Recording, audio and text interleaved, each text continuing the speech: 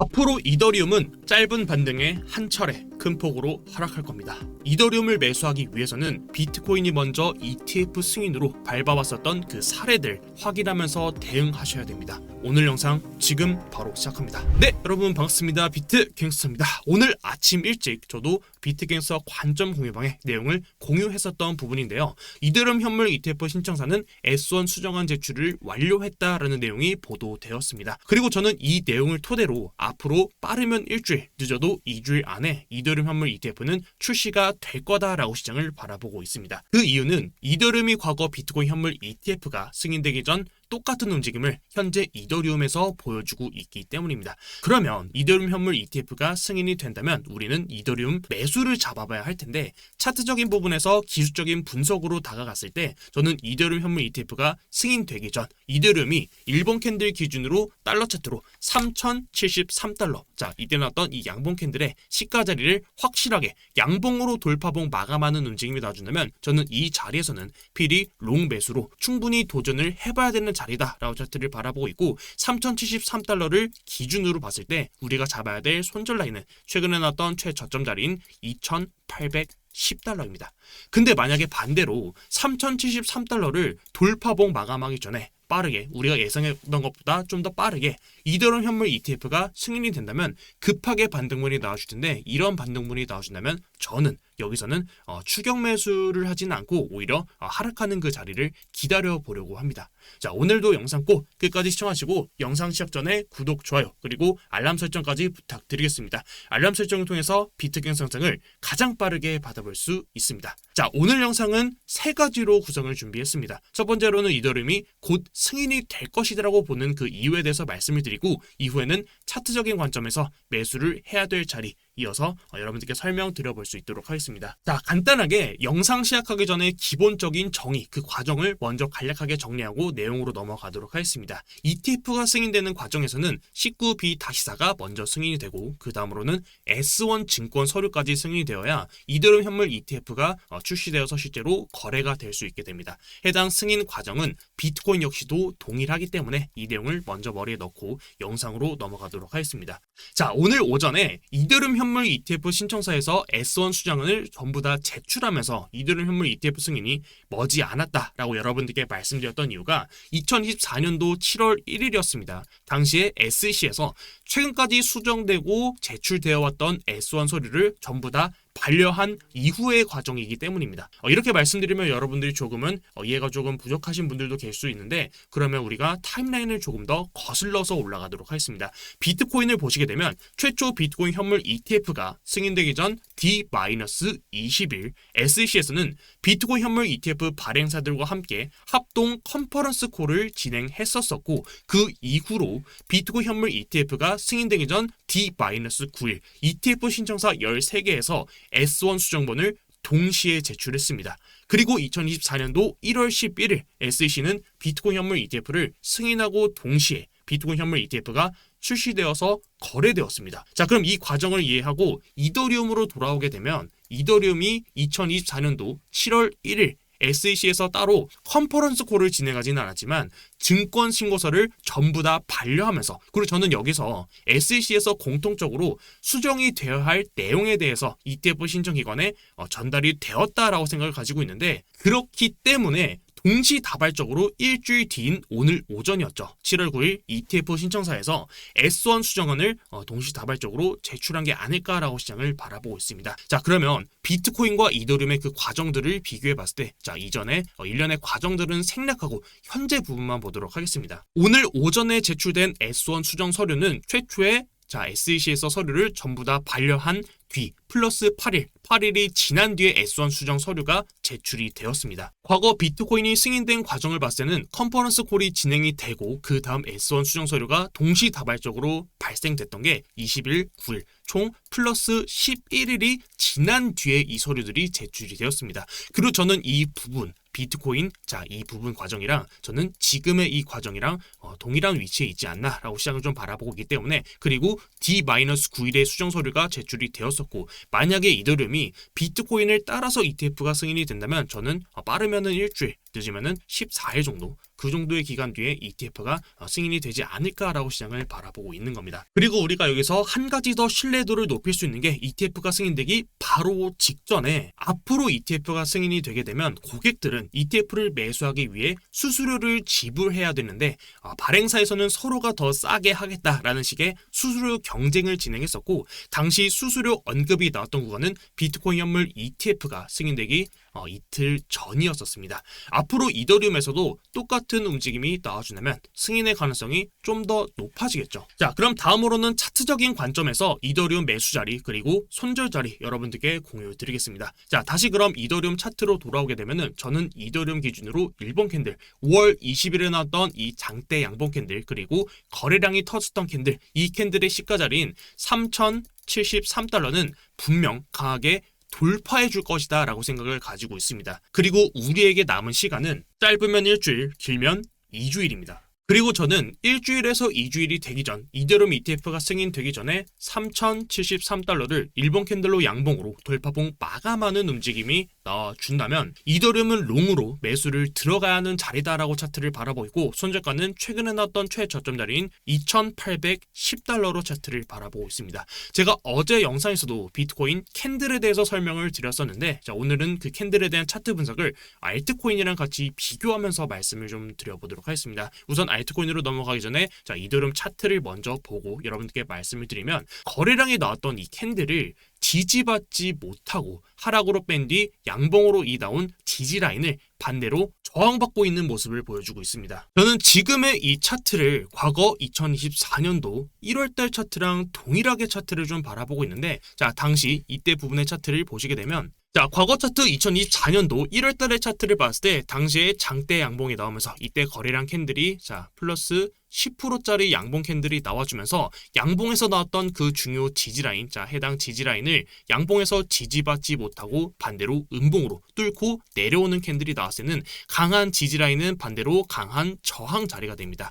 흔히 우리가 양봉 캔들에서 거래량을 터뜨리는 봉이 나와주면은 세력들이 매수했다, 우리는 매집봉이다 라는 표현을 하고, 그 매집봉을 깨고 내려왔을 때는 내가 잘못 본 거구나 라고 우리가 판단하기 십상인데, 사실 저의 오래된 구독자분들은 아시겠지만 저는 오히려 거래량을 터뜨렸던 캔들이 첫 번째로 나와주고 그 자리를 이탈한 캔들이 나와준다면 오히려 강하게 저항받던 자리를 저항받고 다시 돌파했을 때는 그 힘은 이전보다 더 강력하게 나와주기 때문에 오히려 저는 거래량 캔들을 이탈했던 이런 자리들을 오히려 더 좋아합니다. 자, 그럼 지금 캔들을 봤을 때 자 지금도 동일합니다. 거래량을 터뜨리는 양봉 캔들이 나와주었고, 이 양봉 캔들을 지지받았으면 사실 좋았겠지만 해당 자리를 반대로 이탈하는 캔들이 나와주었습니다. 그리고 현재까지도 지금 3,073달러를 저항받고 있는 모습이 나와주고 있는데, 만약에 양봉 캔들 기준으로 저항받았던 양봉 지지라인, 지금은 저항이 됐던 이 자리를 다시 돌파하고 지지받는 캔들이 나와준다면 이전보다 더 강한 힘으로 돌파하는 힘이 나와줄 겁니다. 그럼 해당 차트 분석에 대한 근거를 알트코인으로 설명을 드리려고 하는데, 제가 이전에도 여러분들께 도지코인으로 차트 설명을 도와드렸던 적이 있었는데 제 기준에서는 도지코인이 제일 정석적인 그 거래량 움직임을 보여주고 있기 때문에 도지코인으로 설명을 좀 드리도록 하겠습니다. 자, 흔히 알트코인은 제가 업비트에서 상승이 나올 때는 거래량을 터뜨리면서 상승이 나와준다 라고 말씀을 드렸었고, 최초의 거래량을 터뜨렸던 캔들에서 거래량을 한 번 더 높이는 캔들이 나왔을 때는 그 캔들의 고점은 계속해서 높아지는 캔들이 나와줍니다.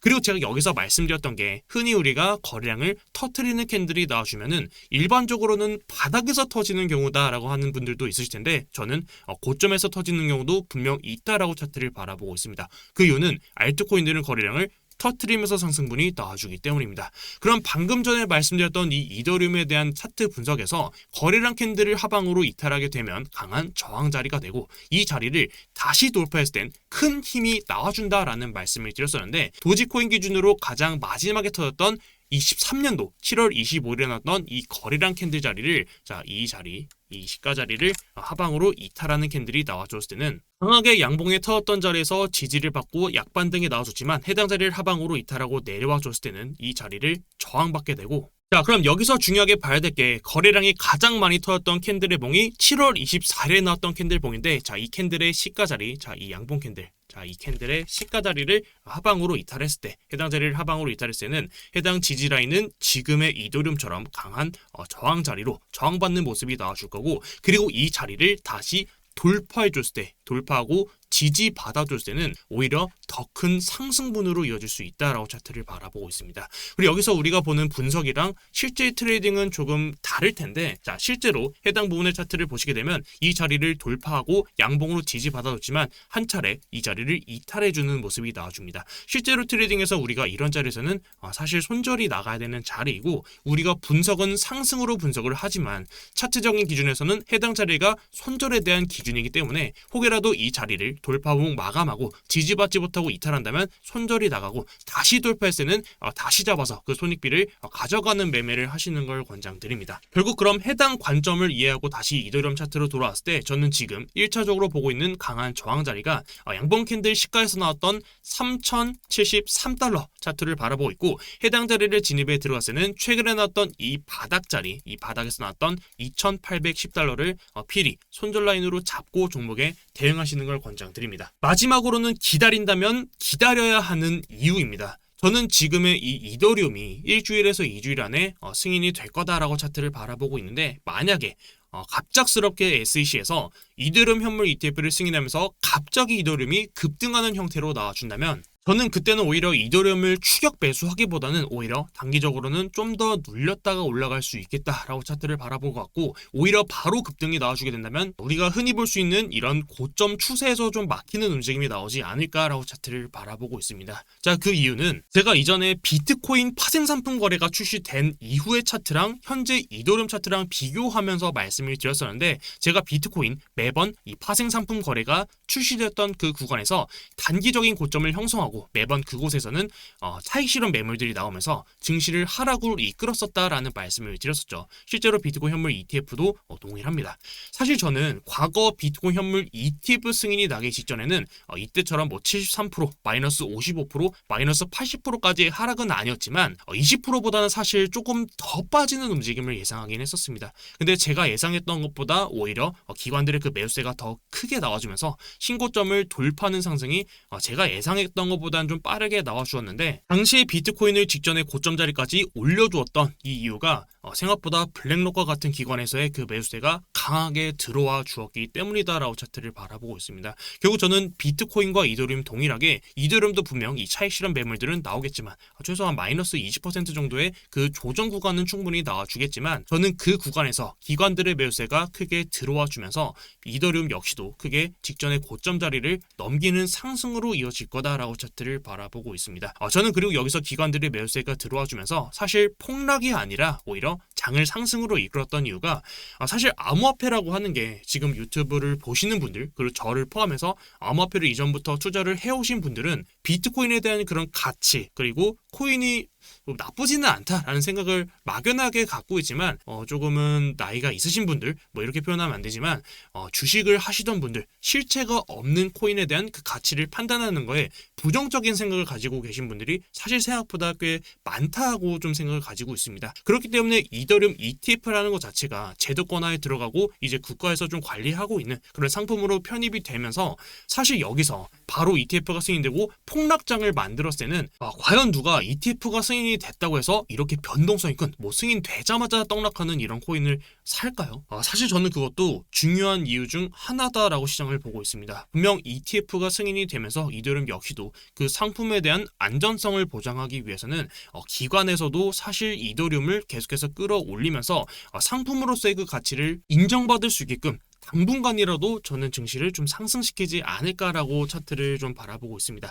제가 오히려 좀 긍정적인 부분만 바라보는 걸 수도 있는데, 차트적인 부분에서도 이미 매수 구간은 충분히 잡혔다라고 바라보고 있기 때문에 해당 이런 근거들을 통해서 저는 차트적인 부분으로 이들은 매수, 그리고 이 구간들을 좀 가져가 보려고 합니다. 자, 오늘 영상 내용을 요약하자면 단기적으로 저는 장대 캔들, 양봉 캔들이 나왔던 이 자리 3,073달러는 분명 돌파해 줄 것이다 라고 차트를 바라보고 있습니다. 근데 그 돌파를 어떻게 하느냐가 좀 중요하다라고 차트를 보고 있는데, 이더리움 ETF가 승인되기 직전에 이 자리를 올려주고 지지받아준다면 해당 자리는 분명 좋은 매수 자리가 될 거고, ETF가 승인되기 전에 이 자리를 저항받고 돌파해주지 못한다면 해당 자리에서는 저는 조금은 기다리는 매매를 가져가 보려고 합니다. 그리고 3073달러를 돌파하지 못하고 이더리움 ETF가 바로 승인이 나면서 급등이 나와준다면 해당 자리에서는 추격 매수는 하지 않고 오히려 하락하는 그 관점을 좀 지켜보려고 하고, 하락하는 구간에서 담아볼 매수 자리는 제가 어제도 말씀드렸던 비트코인 그 매수 구간이랑 좀 비슷하게 그 시기를 가져가면서 차트 분석을 가져가지 않을까라고 시장을 바라보고 있습니다. 오늘 영상의 내용이 좀 길어졌는데 오늘은 이더리움으로 여러분들께 찾아뵙고 추가적인 브리핑은 관점 구요방, 그리고 다음 영상에서는 최근에 나왔던 악재 이슈들, 뭐 마운트곡스나 독일 정부, 뭐 금리 인상 이런 부분들을 좀 정리해서 여러분들께 좀 그런 부분들을 좀 정리해 줄 수 있도록 하겠습니다. 오늘도 영상 시청 정말 감사드리고 오늘도 비트 갱스터였습니다. 감사합니다.